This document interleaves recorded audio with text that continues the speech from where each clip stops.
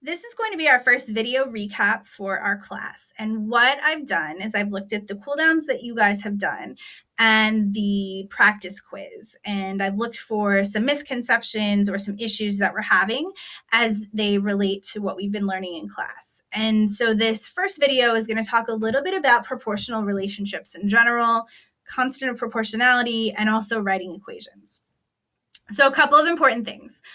Please write down questions you have as you watch the entire video. Please watch the entire video.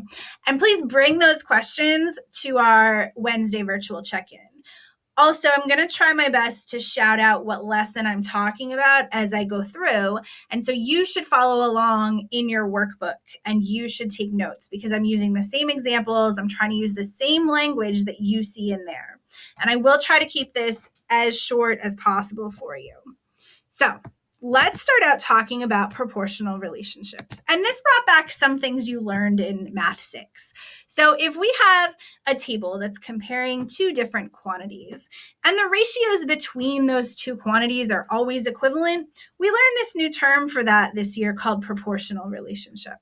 And so one way that you all tried to do this was by looking at the unit rate of each of those and seeing if it was the same. And so here I can see that I have 4 tablespoons of chocolate milk for every 1 cup of milk. So if we continue doing that, 6 divided by 1/2 will give us 4. 8 divided by 2 is 4. It's probably easier to see with the whole numbers. 12 divided by 3 is 4. But this also works with our fractions there too. 1/2 divided by 1/8 is like saying 1/2 times 8, which is 4. So we have this consistent or the same unit rate comparison between ingredients as we look across our table from left to right. And so we say this is a proportional relationship. Using old vocabulary, we would say we have that consistent unit rate. Using new vocabulary, we would say we have a constant of proportionality. And so we talked about, well, if I'm looking at a table and I notice that I have this same relationship going on, what can I do with that information? So this particular table, this is getting into lesson 3. What we were just looking at was lesson 2. So this is a bug that's traveling a certain amount of centimeters over a certain amount of time. And as I look across my table, I notice that I'm multiplying by 2/3 every single time to get from left to right. So if I didn't notice that, if that wasn't something that just stuck out, remember I can always work backwards and see what's going on by dividing. So if I, for example, did 2/3 with pen, if, for example, I did 2/3 divided by 1, I'll write it over here. So 2/3 divided by 1, that's 2/3. That means that moving across this way, I multiplied by 2/3. If I did, let's do this one, 20/3 divided by 10 equals 2/3. 2 divided by 3 equals 2/3. And then 1 divided by 3/2 is equal to 1 times 2/3. No one's surprised here, it's 2/3. So this whole way across, I multiplied by 2/3 to get from one value to the next. I say that my constant of proportionality is 2/3.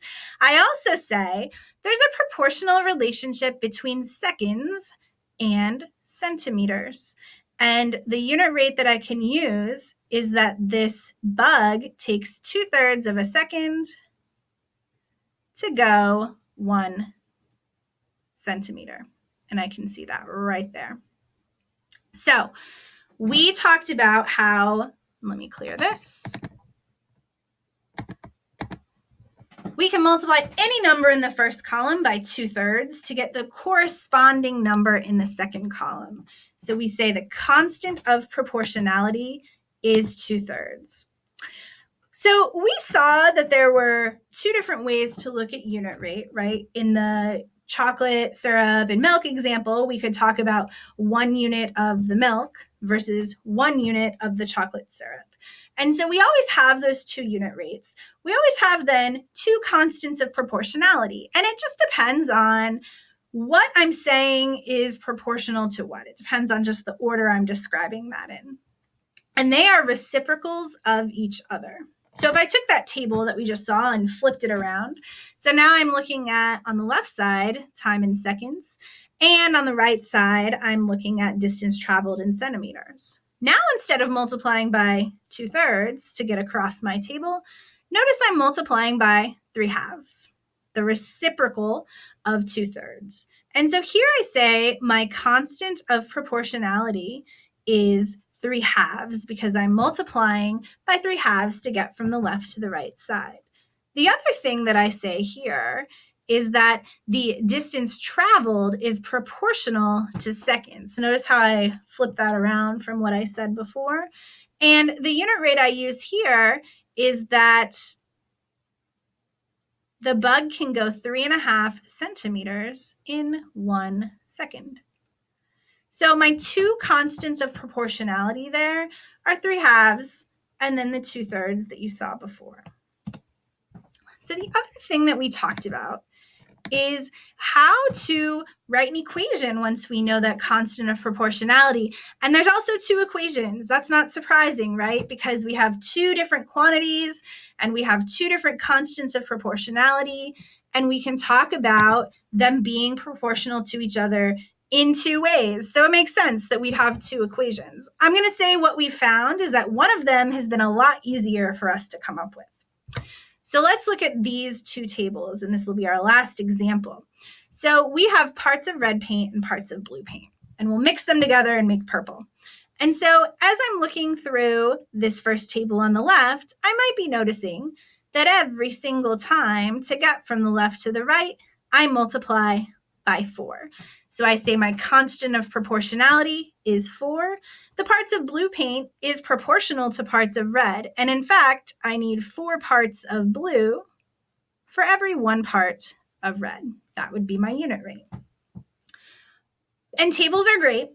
They're just not very efficient if I want to know a bunch of different values. And so I use this writing an expression to be able to figure out for any number of parts of red paint, I would multiply that by 4 to get the parts of blue paint.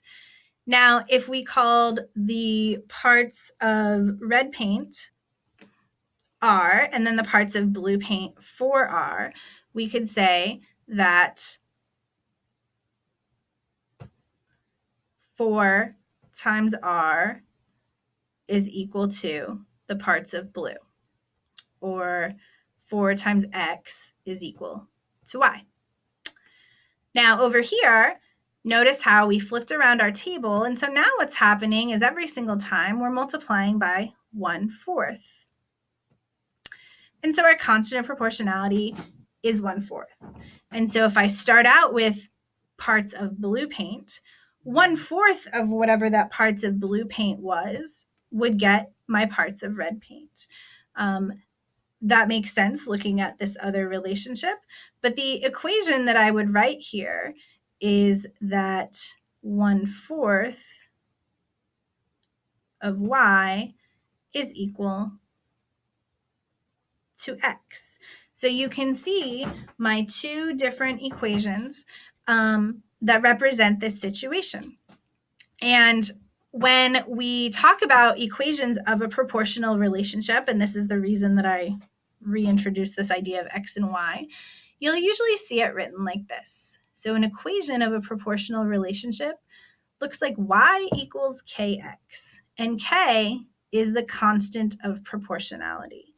And then Y and X are these other values that we're comparing. And so in the case of our red and blue paint, I can write that as B equals 4R. That's a proportional relationship. It looks like this equation, Y equals some constant of proportionality times X.